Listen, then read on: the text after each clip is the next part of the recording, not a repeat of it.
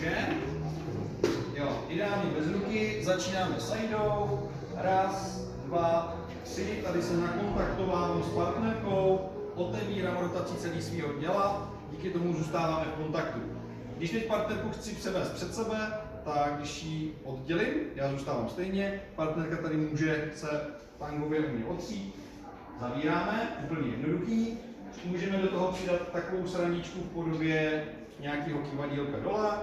Ve chvíli, kdy jsme na levé straně, tak já začínám to kývadlo ještě jednou, ale oddělím se od partnerky, to jí stáhnu nožku, vracím se, to samý, jenom jedna ta přidaná houpačka, pak jsme si ukazovali ty tače, raz, dva, tři, čtyři, hop.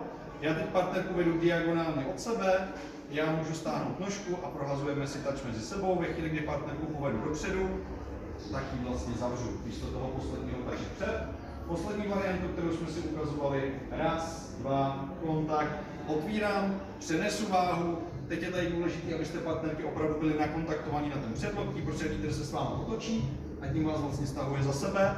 Vytáhne tu ruku během toho pohybu a skončíte tímhle způsobem. Najdete ruce, můžete si párkrát prohodit váhu, stáhnout partnerku před sebe a pokračovat dál.